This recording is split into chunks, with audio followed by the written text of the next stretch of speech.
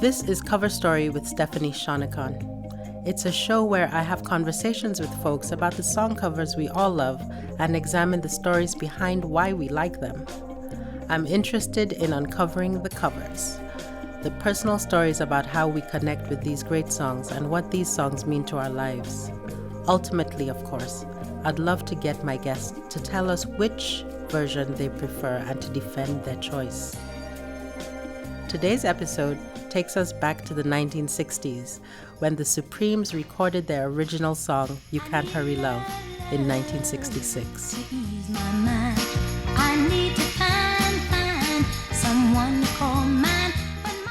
Nearly 2 decades later and across the pond, Phil Collins released a cover of the song in 1982.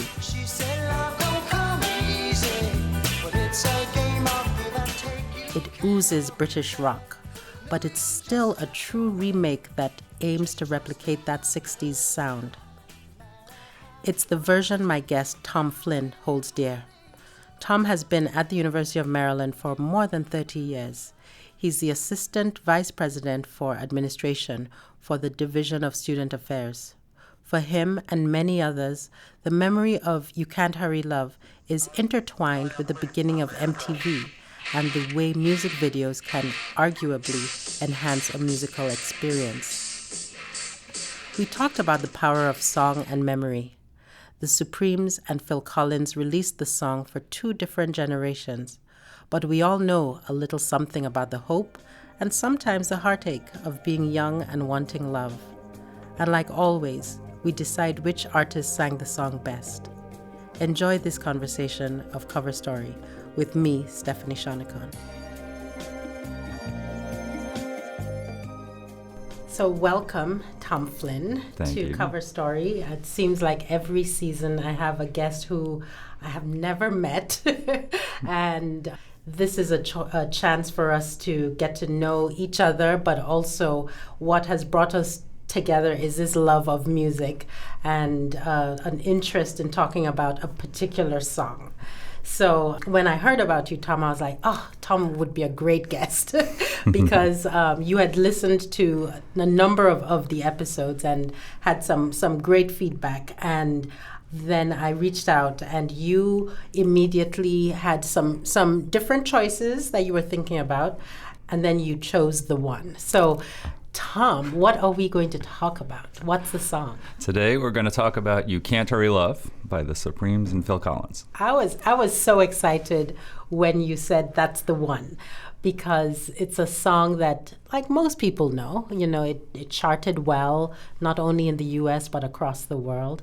And because we're looking at the Supremes 1966 and Phil Collins 1982, I think a lot of our audience will remember them both, and some may remember one over the other just based on who they are and where they encountered this song first. But it's a really popular song.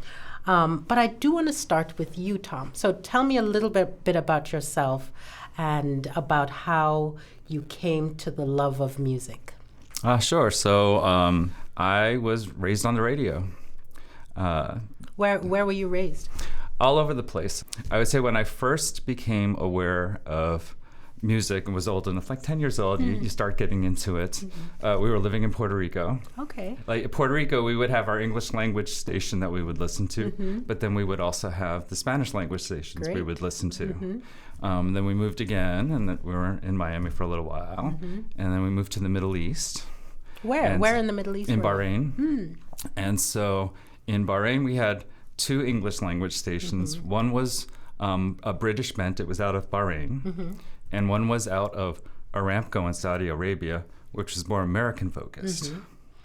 And so we listened to the radio all the time, but then I also had my parents' record collection. And so when we had a record player, I would pull out their stuff. And then when I was like 12 years old, we were still in Puerto Rico, my next door neighbors, they moved, and she was a teenager going off to college, I think, and she gave me her 45 collection, which was early 70s rock focused. So I had David Bowie, Grand Funk Railroad. Yeah. So I got exposed to a bunch of things. Including a lot of the British rock. British rock, well, especially, and I was a teen of the 80s, so it was the new wave, the British invasion stuff before it invaded the States. That's great. And so how do you, what's your relationship with music now? Because I think our relationship with music changes and evolves over time. You know, I think we start off as teenagers really loving a particular kind of music. For you, it was through the radio and records, and then it evolves as life happens and so on. So where are you now with music? You know, as we get older, and especially now with the change in technology, it's harder to keep up with music. I know. And my commute isn't long, so I listen to the radio. But I rely on the Amazon Music logarithm. They have it every Monday. They have a Discovery channel. So it's interesting to see what Amazon thinks I'm interested in. So that's kind of how I discover new music. And sometimes I think the algorithm is on point, and sometimes like, I wonder. What did I do to get this? Yes, exactly right. Exactly right. All right. So now we are zeroing on your choice. And so let's now talk about You Can't Hurry Love, which, of course, came out in 1966. The Supremes, Diana Ross, Cindy Birdsong, and Mary Wilson. Yes. And it's the height of Motown. Motown is on the rise. It's the epitome of the sound of Motown.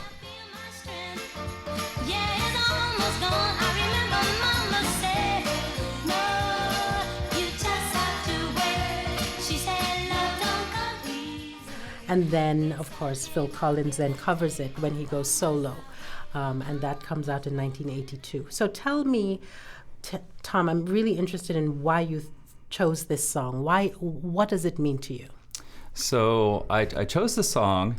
It was the Phil Collins that kind of led me to choose the song, because I was in the car going through the list of possibilities with you, and this wasn't even on the list of possibilities, but it came on the radio, and the Phil Collins version is a song that takes me back to a specific moment in time. It was the first video I saw on MTV. I see. And so I was immediately, a 15-year-old standing in a certain place, and I thought, oh, this is what music can do for you and to you. And like you said earlier, when it comes into your life, it came into my life at a very crucial period. It was my first trip back to the States after being moved to the Middle East, and I wasn't particularly kind about being moved to the Middle East. I was 15 years old. Oh, that's a tough time. And it was kind of jarring. And it was our first trip back, and it was almost immediately we were at my cousin's house and saying hi, the excitement of being back in the States.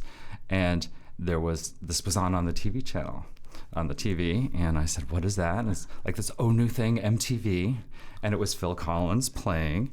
And, my thought was not, oh, that's a great song. It was, oh, another thing I'm missing from the States. Yes. As time progresses, things soften. So I hear the bump, bump, bump. And it takes me back to that minute. But now it represents it was a period of transition, because at that point in time, I didn't know how good things were going to get. And so it was kind of the mark that, yes, I'm no longer in my old life. That's right. And I had started a new life. And it was a change in music and videos. So I didn't have MTV, but I had Top of the Pops. Yeah, I remember Top of the Pops. Yes. And so it makes me feel a certain way when I first hear it, and then I appreciate what came after. So that the feeling doesn't remain, but it's always there in your heart. Absolutely. Yeah. And your little 15-year-old heart. Yes. Yes. Is there anything about the lyrics that affected you as a 15-year-old who's impatient with your parents? So at the time, lyrically, no, it didn't. No, of course not. It didn't mean a lot to me. Right. But the tone of the song, it feels like he's talking to himself, that he's giving himself a bit of a pep talk. You know, and it's kind of prophetic, you know, that you can't hurry up the process. And now I look back, it was like the universe telling the first song I saw on MTV and all the loss I felt at the time. But now I look back and smile when I hear the song, and you know, I'm fond about it. Yeah. It brings back fond memories, although yourself at that moment you were, you know, not quite sure what was coming next, right? No, and when you're 15 years old, time feels like it moves so slowly. But you know, within the next 3 years, I was going to be in college. Yeah. That's true. And you were coming back here for college. I went to college in Washington, D.C. There you go. Okay. And just so much happens in the next 3 years. Yeah. But when you're 15, you don't know about that. You want it now. Yes. And the song is saying, you can't hurry love, trust, give it time. No, you just have to wait. Just trust in the good time. No matter how long it takes, and I'll break. What do you think of the 1966 version, or when were you aware that Phil Collins had covered a song by the Supremes? Well, the minute I walked into that TV room and I heard the song, that was the first time I had even heard that he had covered the song. So, of course, the song was, you know, a Supreme song. You know, I associate the Supremes with my parents. You know, it was one of those it was in the record collection. Of course. And one of the things about the Supremes is that whenever they came on, my mom would say, we saw them in whatever club in New York City they were. Wow. You know, when you're 15, you're like, that's nice, Mom. But then as you get older, you think about your parents' courtship. And my mom had moved from a small city to New York City and making a life, and she was in her early 20s. And so as I got older, it became more an association with, they were young, they were just like you were, free-spirited, going out in the city.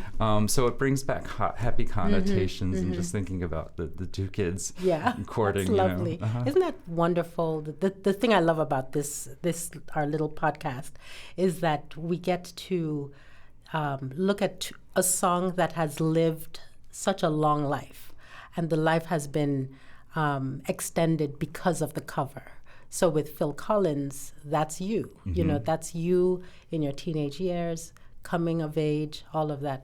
But the Supremes is your parents. Yes. Isn't that beautiful? Yes. Tell me about what you think about or what you hear when. Let's talk about the Phil Collins version first.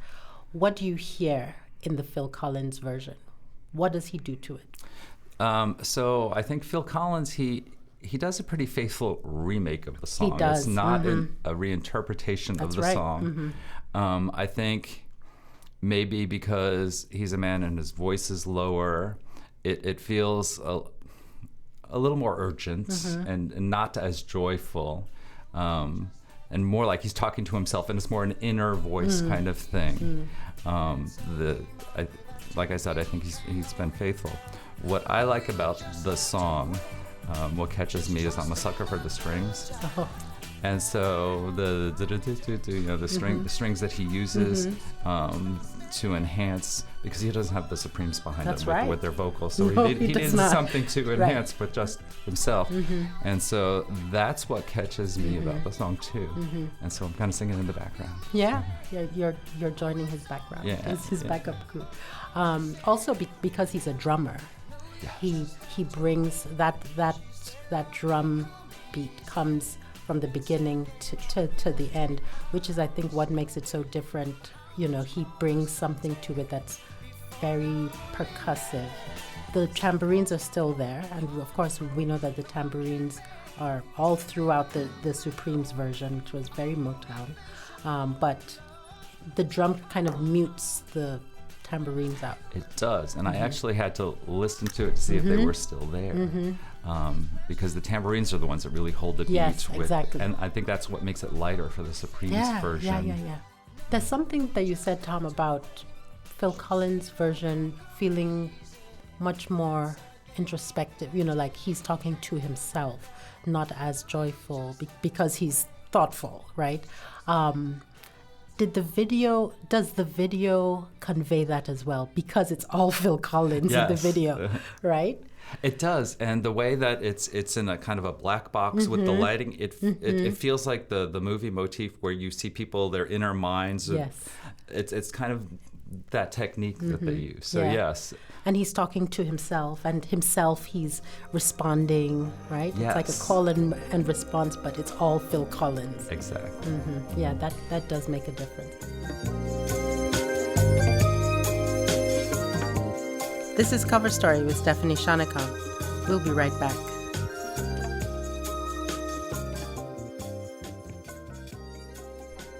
Hi, I'm Aaron Hay. Some of our favorite moments at KBIA come from producing conversations just like these, the ones that make you pause, laugh, and wonder. And this fall, we're releasing brand new episodes of our award-winning podcast, including Cover Story, High Turnout Wide Margins, and our newest show, Canned Peaches. You can find this Cover Story episode and more online at kbia.org or wherever you get your podcasts. This is Cover Story with Stephanie Shonekan. Now, back to my conversation with Tom Flynn. We're talking about the song You Can't Hurry Love. How would you describe Diana Ross's voice in this song? Light is not exactly the word, but it's hopeful. She's more. There's more hope to the tone of her voice, and she enunciates. Like there's a clear effort to enunciate the words that she's saying, I think.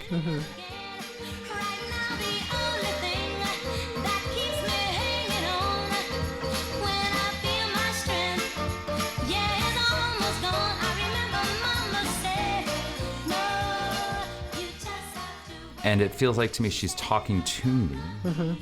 It's more, it feels like she's saying, "Hey, I know you're having a tough time. We're all in it together." And so it makes the song more universal, Right. And more inviting into it. And the visual is, she's smiling through it. All through, like love is tough, but we're gonna get through. know. Yeah. And I really appreciate your use of the word light. It's not a derogatory word. It's light and breathy, Yes. and very almost youthful. Her voice, if you compared a Diana Ross to, let's say, an Aretha Franklin voice, very different. Yes, it is. But also, Cindy Birdsong and Mary Wilson had lovely voices as well, and harmonized beautifully behind Diana Ross. So Tom, I'm really interested to hear you talk about how You Can't Hurry Love, how it sits within that time and the other songs of that time. So we have folks like Stevie Wonder, Marvin Gaye. They're all on Motown. They're all making music. Perhaps not as early as that, but they're all at Motown. But the songs that came out in 1966 were songs like Yellow Submarine by the Beatles. And the Beatles that was a big year for the Beatles. Eleanor Rigby also came out that year. Talk about how the Supremes sit with the music of that time. That's interesting, because the songs that you mentioned from the Beatles, they were clearly in transition from their early 60s to the psychedelic age. And when I think of Motown and some of them, the Supremes and the constancy of some of the girl group sounds, they kind of extend the transition a little. So it's comfortable to people who aren't comfortable with where regular rock and pop is going. And so I think that helps extend that transition a bit. But then the Motown folks, they all started to transition too. That's when true. you get into the Marvin Gaye, and it feels like it became a little more soulful. Yes, and a little more socially conscious. With the civil rights movement happening. Absolutely. And so they provided a little more comfort to people who weren't comfortable with change. And I think that when you create and I hate to use the word product, but you see that with the boy bands and the girl bands, where there's a consistency. It provides comfort to people. And so he was able to do that. Yeah, that's right. That's right. And then when we jump over to 1982 with Phil Collins, he's on the on Virgin Records, and the music that's coming out at that time is probably the music that you were also into. So Yes. The Police, Every Breath I Take came out that same year. Let's see, what else? David Bowie's Let's Dance came out that same year. Michael Jackson's Beat It, right? Yes. So how does Phil Collins then come into that that spectrum? So for me in 82, 83, so it was a period where that was like the popular music of the time. And Phil Collins was starting out his solo career. I think it was his second album. And You Can't Hurry Love. It was his second album, yes. It was different because I think Something in the Air came out before, and it was a bit of a departure from where he had been. And there were a lot of like breakup-y type songs. I think he was going through something then. Moments I take before the loneliness will cause my heart to break. No, I can't bear to live my life alone. I've grown impatient for love to call my. And then you would never have guessed where he was going with the love songs. Like he became the love song ballad know. guy. But at that time too, I was discovering British music because we were in New Wave was there, and the British charts were a bit more eccentric than the American charts. So you had the stalwarts like the Police and everything, but then you'd have group Culture Club was just coming up at the Culture time. Club. I think they came out with something that year too. Probably like Do You Really Want to Hurt Me? Yes, Or I think something? that came out that year. I think Bananarama, those groups were appearing at the same time, so it was They're all just quite different. Yeah. yes. So it was just a cascade of different kinds of sounds and music, and it was fun. For some tender arms, hold me tight. I keep waiting till that day, but it ain't easy.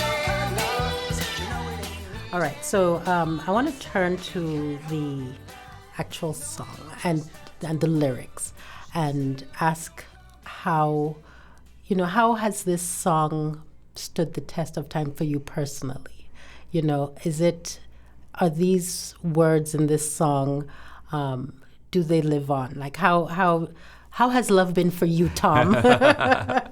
They live on. Everything takes time. Yes, exactly. It does, and it's the lyrics are universal, and they're spot on. And it's hard for me to separate my 15-year-old self from the Phil Collins song. Yeah. So, but it has made me think about how things have changed and like where I was then. And I don't feel that way now. And so, but when I hear it for a split second, and then I think about all the wonderful things that came after that. Yeah. And how tough is that for us as human beings to just pause, and just be calm and just wait, because we always want, and particularly in these days where we want to rush things, it's such a story, a cautionary note about impatience. Yes, yeah, against impatience. And that's one of my most frequent pieces of advice to people. Yeah. As just take a step back for a minute. And I wish you knew that way back when. I know. But every scenario. All right, so I love the conversation, but I always have to wrap it up by going to the verdict. Yes. So Tom, you've heard this show. I ask you to imagine a spectrum of 1 to 100, and you're going to give some to the Supremes. Diana Ross and the Supremes, 1966, and then you're going to give some of that to Phil Collins, 1982. So over to you. What's your verdict on this? What's my verdict? I think because the Supremes did it first, and he wasn't trying to remake it. He was trying to honor and emulate it. that puts them over the balance. And I think when I want to hear the song, I'll go to the Supremes version. You will? I will. Interesting. I like when... I wasn't expecting you to say that. No, when I think I want to be happy and light, Okay, sure. I like it when Phil Collins pops up in a playlist or on the radio. I don't know that I would actively look for it though. Although I do love those strings in there. So I'd probably do 70 Supremes, 30 Phil Collins. Really? Yeah. This is turning out to be a very surprising season. Because, you always think that the one that caught your attention first is the one that you would go with. But I think I'm going to agree with you. I think I'm going to give it 65 to the Supremes because, again, I'm a huge Diana Ross fan. So actually, I'm going to go with 70. Yeah. I love her so much. I hear she's still singing well into her 80s, sounds pristine. That voice is still girlish. It's still young and bright and really hopeful is the word that you used. Yeah. No, the song is like part of our lives. It's there. So it may not have caught my attention, but it's always been there and floating there. And you're right about Diana Ross. She set the standard, and it's her song. And Phil Collins, I think he did great homage to it. He did great, and I'm glad that he didn't go crazy with it. He just brought his drums in because he's a drummer, and his lovely voice, and kept it true. I think even the production of the song, you can hear it. It's not super produced as many of the songs were being done in the 80s. He really keeps it. No, his only embellishment was the strings. Yes, your lovely strings. My lovely strings. Okay, great. Well, I really appreciate this chance to talk to you about this song. I'm glad you chose this song. It's because it's a song that I also love. I love that your parents were listening to this song too, and hopefully the next generation will keep listening to it. Yeah. So thank you, Tom. Of course. Thank you for having me.